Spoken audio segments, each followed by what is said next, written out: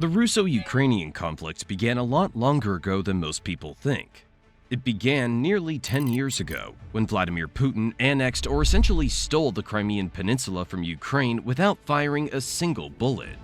In 2014, armed soldiers without insignias began occupying Crimea, and despite evidence of Russian weapons being used, Putin denied any involvement.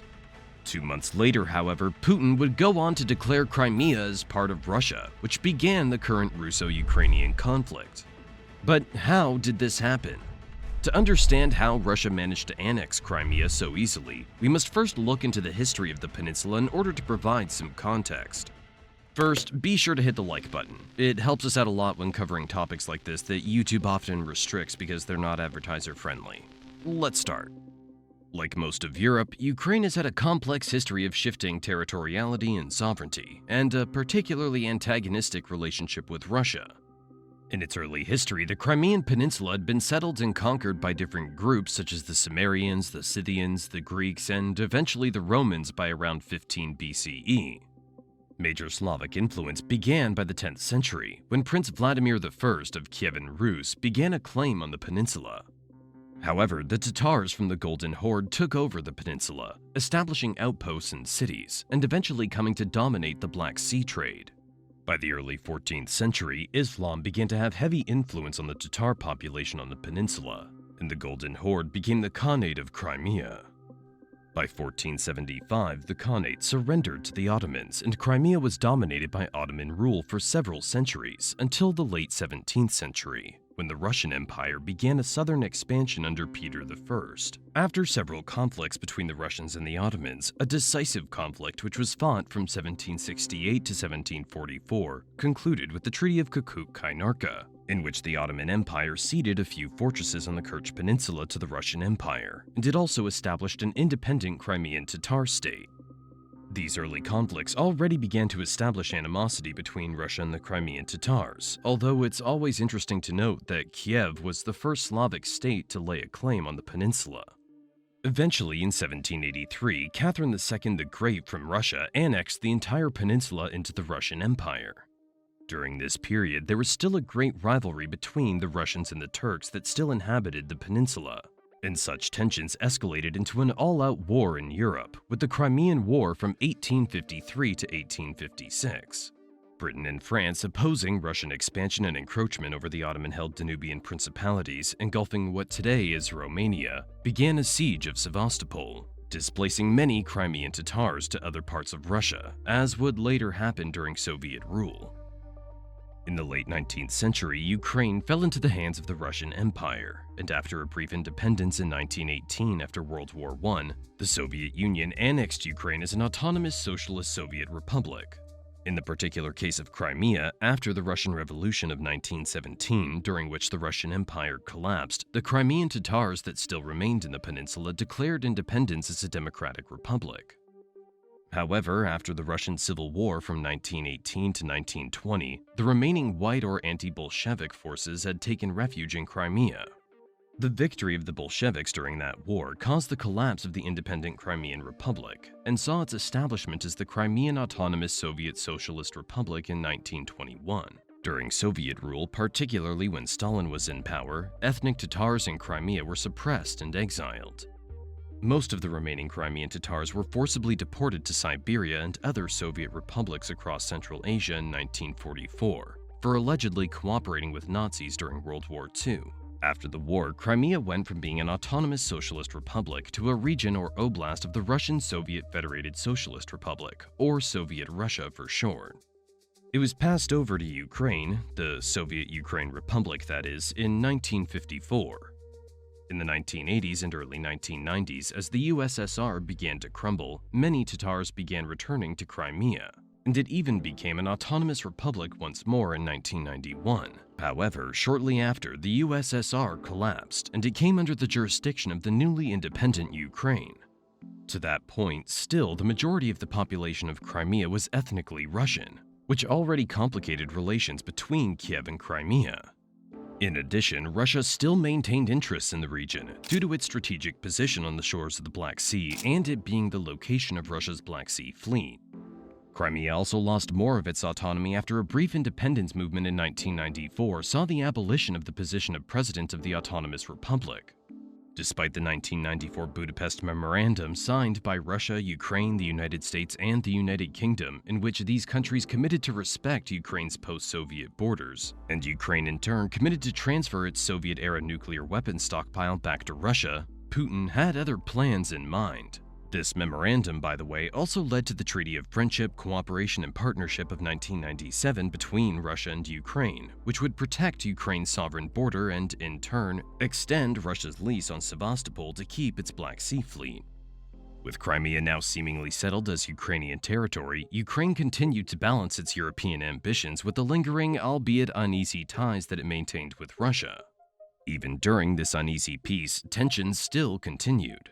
For example, in 2003, Russia attempted to build a dam in the Kerch Strait, which caused a diplomatic incident, which was characterized by the Ukrainian government as infringement on its territory.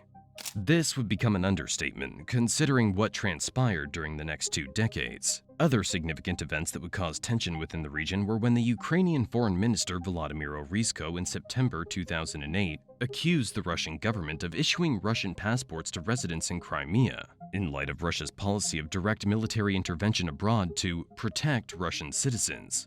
It also didn't help that pro-Russian factions within the Crimean parliament and the Ukrainian parliament as well for that matter would also support the anti-Ukraine and pro-Russian demonstrations, such as the ones held in August 2009, with the major arguments being that Crimea had a Russian-majority population. Pro-Russian ministers such as Sergei Tsekov of the Russian bloc expressed hopes that Russia would treat Crimea like South Ossetia and Abkhazia, 2 Georgian separatist regions which have expressed interest in joining the Russian Federation, and which Russia actively supported, particularly during its 2008 military intervention in Georgia. It's been speculated as well that Russia had already begun planning to annex Crimea as early as 2010. During the 21st century, the Orange Revolution shook up the Ukrainian political landscape. During this period, a pro-Russian movement within Crimea that supported Ukraine's pro-Russian leader Viktor Yanukovych began to take shape. When Yanukovych became the president of Ukraine in 2010, he extended Russia's lease to use Sevastopol until 2042, and he also allowed the Kremlin to deploy 25,000 troops into the city, as well as a couple of air bases in Crimea. By 2012, the Ukrainian government was also in the middle of negotiating a deal to further integrate Ukraine into the European Union. However, President Yanukovych failed to sign any deal during a last-minute delay in 2013, mostly due to pressure from Putin, and he instead opted for closer ties with Russia. This caused outrage among the Ukrainian population, and in November 2013, mass protests sparked, which became known as the Euromaidan. The protests were also fueled by a huge perception of government corruption, which further complicated matters for the Ukrainian government. On a side note to the pro-Russian demonstrations already causing fears of the Kremlin's intervention, on February 4, 2014, the Russian judiciary seemed poised to hold a referendum on the peninsula's status, which was responded to by the Ukrainian Security Service opening a criminal investigation for the possible subversion of Ukraine's territorial integrity. Finally, on February 21, 2014, all of these factors combined caused President Yanukovych to flee Ukraine via Crimea to Russia. The following day, the Ukrainian parliament voted to oust him as president. A new interim government was established, and it was internationally recognized except for Russia, of course, which viewed the ousting of Yanukovych as a coup d'etat. Putin would see this new government as a threat to his interests in Ukraine. So on February 22nd and 23rd, he convened a night-long meeting with his security ministers to discuss the possible return of the exiled Yanukovych from Russia back to Ukraine and his potential reinstatement as president. Finishing the meeting, Putin remarked that Russia had to begin preparing to return Crimea back to Russia.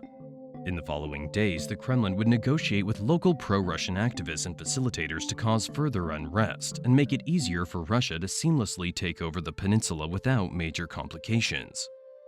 Protests started on February 23rd, beginning with the pro-Russian demonstration held in Sevastopol. The Prime Minister of Crimea, Anatoly Moilyov, recognized the new interim government in Kiev and committed to respecting any laws passed by the new parliament. Counter-protests in the cities of Simferopol ensued the next day in response to the pro-Russian demonstration, which had led to the replacement of the Ukrainian flag of the parliament for a Russian flag. These protests were in support of the new government in Kiev, and in a similar fashion as the Euromaidan protests from the previous months, demanded the respect of Ukrainian sovereignty and promoted European integration as well as respect for Tatar civil rights. The pro-Russian protests continued in Sevastopol, with the added support of local Russian biker gangs such as the Night Wolves, and chants could be heard saying, "Putin is our president," and protesters would refuse to pay taxes to the Ukrainian government. These protests spread from Sevastopol to the culturally significant region of Kerch in eastern Crimea, during which protesters were wearing signature Russian military emblems, such as the orange and black St. George ribbon, and even flags of the pro-Russian Crimean Party of Russian Unity. On February 24th, the pro-Russian demonstrations in Sevastopol escalated to the point of demanding a Russian citizen be elected mayor of the city, and this led to the resignation of the incumbent mayor Vladimir Yatsuba. That same day, Alexei Shally, a Russian citizen, was illegally appointed mayor of Sevastopol. Tensions between Kiev and the separatist administration in the city of Sevastopol escalated on February 25th, when the pro-Russian demonstrators blocked the Crimean parliament and began demanding a referendum on the status of Crimea, as well as the non-recognition of the new interim government of Ukraine. Many analysts also consider the election of Shally in Sevastopol as a form of coup, and this is widely seen as the green light to further legitimize and facilitate Putin's eventual incursion into Crimea in a less bloody manner.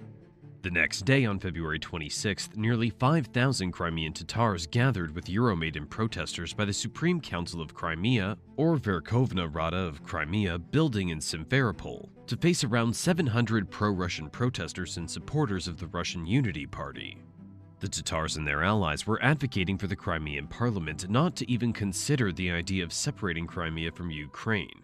And while the parliament denied these allegations and promised to hold debates on the matter, this response was seen as weak and feeble to pro-Russian pressure. The new interim Ukrainian government held the naive belief that the tensions could be resolved via dialogue and would direct the Ukrainian security service to try and prevent direct physical confrontations between the two opposing protester factions in Crimea. The government also requested UN surveillance of the situation. However, Putin, taking advantage of the special position that Russia already held in Sevastopol prior to the escalation of tensions and protests, and since the 1997 Treaty of Friendship, ordered Russian troops already stationed there to take control of the main highway to Sevastopol. He also ordered the establishment of a Russian military checkpoint in the middle of the highway between Sevastopol and Simferopol. With all of the pieces now in motion, on the fateful day of February 27, 2014, the aforementioned soldiers without insignias, also known colloquially as the Little Green Men, arrived in Crimea and seized key sites and buildings across the peninsula, including the Crimean parliament. They surrounded the airports of both Simferopol and Sevastopol, Crimea's major cities. Pro-Russian activists and forces also took to the streets and occupied localities in the southern Ukrainian Kherson Oblast, located just north of Crimea, as well as along the Arabat Spit or landform, which is located right along Crimea's Sea of Azov coastline. At the same time, the Crimean parliament voted during an emergency session to put an end to the Crimean government and to establish Sergei Aksyonov as the prime minister in place of Anatoly Mohylyov. Aksyonov was selected by a majority of pro-Russian legislators of the Crimean parliament to be the prime minister of the Republic of Crimea.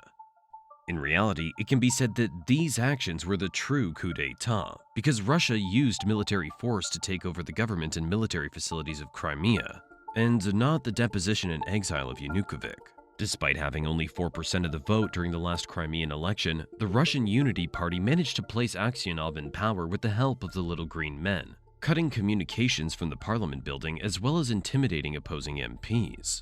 They also resorted to twisting the Ukrainian law in the appointment of the Prime Minister of Crimea. The law stated that the Prime Minister can only be appointed by the Supreme Council of Crimea as well as with consultation of the Ukrainian President. Aksyonov would recognize the pro-Russian exiled Ukrainian leader Yanukovych as the de jure president of Ukraine. Therefore, he would answer to him on the question of his election as prime minister and would find it justified to ask the Kremlin for assistance to uphold the legitimacy of Yanukovych's authority, since Yanukovych was at the moment being given asylum by Russia. By this point, Crimea was practically controlled by Russia in all but name. The parliament would go on to vote to hold a referendum for more Crimean autonomy from Ukraine, set to be held on May 25th. The Little Green Men also facilitated this vote via the same intimidation tactics on MPs and cutting communications from the Parliament building. They also blocked independent journalists from entering the building while the vote was being held. Therefore, it wasn't possible to know whether all the MPs were even present to vote. Add to that the external Russian intimidation, and you get a cornered parliament forced to place a coup on itself and its sovereign government. This, of course, was deemed illegal by the Ukrainian interim government. That same day, Russian forces disguised as Ukrainian local Berkut police units established military checkpoints on the two key bridge areas that connect Crimea to the rest of Ukraine, those being the Isthmus of Perekop and the Shanhar Peninsula. After a few hours, Crimea had essentially been cut off from the rest of Ukraine, both physically and in terms of telecommunications. Ukrainian TV channels became unavailable to Crimean residents.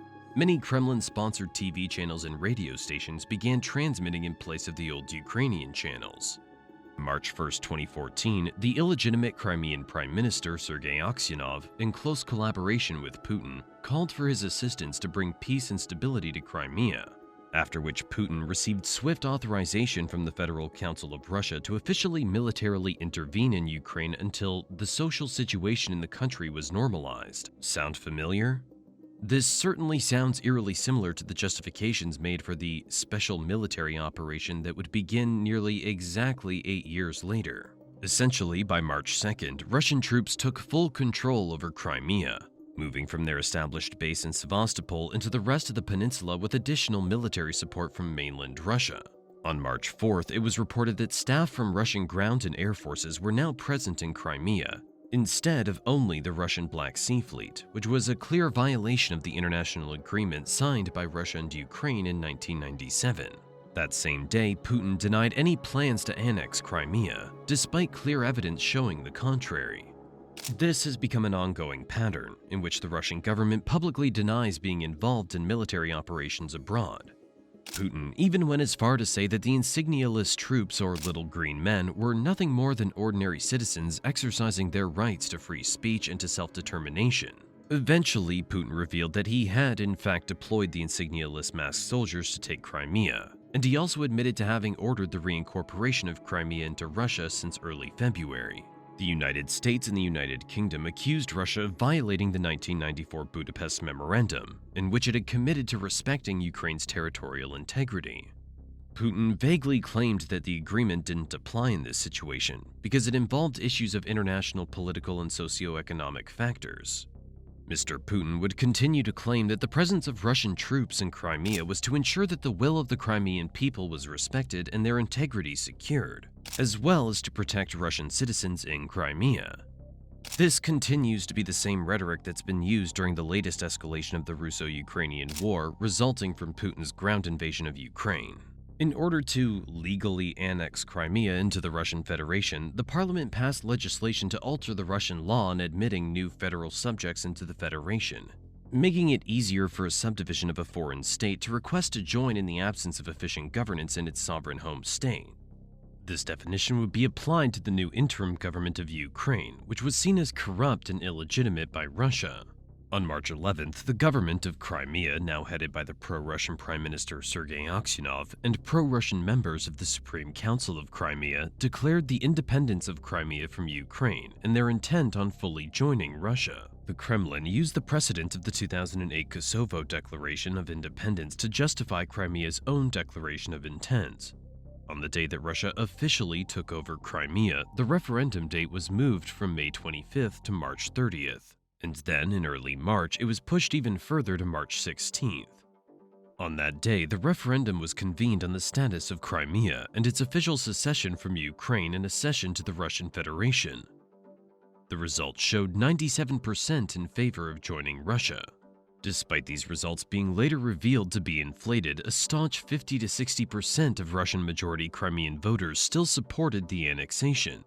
However, these results and the manner of conducting the referendum itself were not recognized by Ukraine, the United States, or the European Union. Some reports showed that any citizen with a Russian passport, regardless of their residency status in Crimea, was allowed to vote in the referendum, and the only international observers that monitored the referendum were far-right European entities that were mostly aligned with Putin.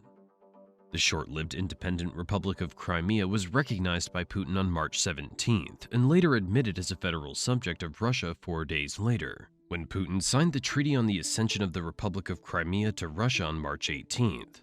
Despite few remaining violent confrontations, the Russian troops were able to continue taking over the remaining Ukrainian military bases in Crimea, and by March 24th, Ukraine ordered the full withdrawal of its armed forces from Crimea, with some Ukrainian soldiers even defecting to the Russian army. Despite international condemnation, including a non-binding resolution adopted by the United Nations General Assembly, which did not recognize the Crimean referendum nor subsequent annexation by Russia, Putin's government began to swiftly enact legislation and public action to incorporate Crimea into the Russian economy. This further proves that the United Nations General Assembly has little leverage, and their resolutions are mostly symbolic and can affect international relations to some degree. Any more meaningful action that could have been done by the United Nations Security Council would be impossible due to Russia's veto power as a permanent member. The Russian government then denounced the 1997 treaty with Ukraine, citing problems with the renting relationship that Russia previously had with Ukraine regarding the Russian Navy's lease on Sevastopol. Putin also began action to reintegrate formerly exiled Crimean Tatars, who had been ousted from Crimea in 1944 by Stalin. During the ensuing months, Crimea continued to integrate itself into the Russian Federation, becoming part of Russia's southern military district, adopting the Russian phone number system in place of the Ukrainian system, and the introduction of a new central bank which only accepted Russian currency. The Crimean annexation caused a surge in popularity for Putin domestically, as well as strengthening Russian nationalism, despite international sanctions and partial recognition of the so-called treaty. Ukraine, of course, did not recognize the annexation and labeled it as occupation and violation of its sovereign integrity, and imposed certain restrictions on Ukrainians traveling to and from Crimea. Some of the more significant international sanctions included banning certain Russian political officials from traveling to countries like Canada and the United States. However, these measures did not change anything for the situation on the ground. The international response was not as strong as it could have been, and the ensuing economic and visa-related sanctions imposed on Russia by Western actors such as the United States and the European Union did not deter or reverse the annexation. Russia was also expelled from the G8, reverting it back to the G7, and the Parliamentary Assembly of the Council of Europe removed Russia's voting rights. Despite the condemnation, other world leaders openly supported Russia's military actions in Ukraine and Crimea, including Syrian President Bashar al-Assad, as well as Venezuela's Nicolas Maduro. Other countries that ended up recognizing the annexation included Afghanistan, Cuba, North Korea, Kyrgyzstan, Nicaragua, Sudan, and Zimbabwe. China maintained a position of non-interference and merely stated that they would respect the territorial integrity and sovereignty of Ukraine, without directly mentioning or condemning Putin's annexation of Crimea. India would also not directly condemn Russia and instead opted to call for a peaceful resolution to the conflict. The economic sanctions, while severely damaging to the Russian economy, would still not change its stance, and in fact, as seen in the current wave of Western sanctions, might even prove equally harmful to European countries in particular. Germany, for example, has a strong dependence on Russian gas, a fact that has given more leverage to Russia and has also been a factor in European sanctions being less severe. Putin would also continue to rely on other allies for economic support in light of Western alienation, as he's continued to do so during the current escalation of his war against Ukraine. However, it remains to be seen how long he can continue to sustain his country's economy as the war keeps dragging on. Now, there are many reasons why Putin decided to annex the Crimean Peninsula, but these are mostly strategic, economic, and political. On the strategic side, Russia had maintained some military bases as well as personnel in Crimea even after Ukraine's independence in 1991, most importantly in Sevastopol. Crimea also placed Russia closer to Syria, which proved key when Putin supported Bashar al-Assad's regime during the 2015 Syrian civil war. Even more importantly, Russia has now been using Crimea as a base from which to attack key targets within mainland Ukraine, and it can essentially use the peninsula as an additional frontline in its current war against Ukraine. On the economic side, Crimea gives Russia access to key routes in the South Atlantic and Indian Oceans.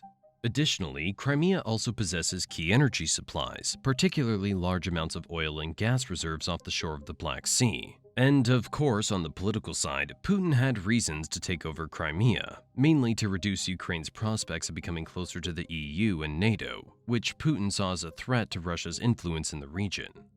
After the Cold War, Russia saw Ukraine and Belarus as sort of buffer states between Russia and the European Union, and losing influence in Ukraine risked losing part of that buffer. He used excuses such as the fact that a large portion of its population is ethnically Russian or Russian-speaking, so Putin could use the argument of protecting the Russians of Crimea by bringing them back to the motherland.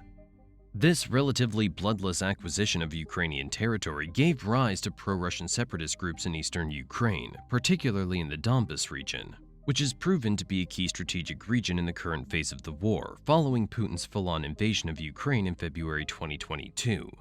In the 8 years between Putin's annexation of Crimea and his invasion of Ukraine, separatists in Donetsk and Luhansk, both considered part of the cultural Donbas region, continued to fight against the Ukrainian government, and even went on to proclaim independence at some point. All the while, Putin denied any involvement as of yet, just like he initially did in the beginning of the Crimean takeover. The problem was that during this period between late 2014 and 2022, the Russo-Ukrainian War faded away from Western media. And it wasn't until Putin decided to invade in February 2022 that this years-long conflict came back into the spotlight with an intensified escalation. Another important issue is the lack of severity of the initial international response to the annexation. And despite strained relations between Russia and the West, during the 8-year period between Crimean annexation and the full-scale invasion of Ukraine, Russia was still able to conduct military operations within Crimea and to begin preparations for the eventual broader invasion. Additionally, Russia has not yet been fully isolated from the West and was even able to host major international events, such as the FIFA World Cup in 2018. The weak international response signaled an alarming sensation that Putin could get away with almost anything he did, and he would now be tempted to further test the limits of NATO and the West in general, which he has long been doing for the past 2.5 years. Even now, the current fighting in Ukraine has no longer been as prominent in the media, with other conflicts such as the Gaza War and the overall escalation of conflicts in the Middle East now taking the spotlight. The situation remains more vulnerable for Eastern European Union member states that lie within Russia's shadow, being former Soviet republics, and are now even more vulnerable to potential Russian aggression, especially if Putin achieves some form of victory in Ukraine. Putin has a way of twisting history in order to justify his regime's expansion, and he's used this nationalist rhetoric to justify military aggression, not just in Crimea and Ukraine in general, but also in Georgia, and could potentially expand that to countries like Lithuania, Latvia, and Estonia. For these three latter countries, pro-Russian neighbors such as Belarus could potentially facilitate that intervention. Since 2014, or arguably since he entered power nearly 25 years ago, Vladimir Putin has been shaping up the geopolitical order in subtle and not-so-subtle ways. He's brought back the idea of great power expansion and territorial annexation that we thought was part of history now, and with little to no severe consequences. In the highly interconnected and globalized world in which we now live, having a powerful nuclear-armed country conduct itself in such a manner is very dangerous for global peace and stability. This would also send the wrong message to other aspiring authoritarians across the world, such as China's Xi Jinping and his ambitions to reintegrate Taiwan into the People's Republic of China, that there will be no significant consequences to aggressive behavior towards your neighbors. The important thing to take away, though, is that even now, during peace talks and negotiations between Ukraine and Russia, Crimea remains a key point. During the current phase of the war, Russia has even made a precondition to end its current invasion for Ukraine to recognize Russian sovereignty over Crimea. On the other hand, Ukraine has made a larger point of reclaiming Crimea as part of its war goals in response to the Russian invasion of 2022. Zelensky might now not settle for anything less than reclaiming all occupied territory from Russia, including Crimea. And Putin will certainly not settle for any agreement that might involve returning Crimea to the Ukrainians. This renewed spotlight on the peninsula could make any peace arrangements less feasible, and the longer the war drags on, the less likely it'll be for any party to reach their most desirable objectives. Disagreements over Crimea continue to stumble on any progress towards peace. It seems that despite any developments across the other theaters of the Russo-Ukrainian War, like Volodymyr Zelensky once stated, This began with Crimea, and it's likely to end with Crimea.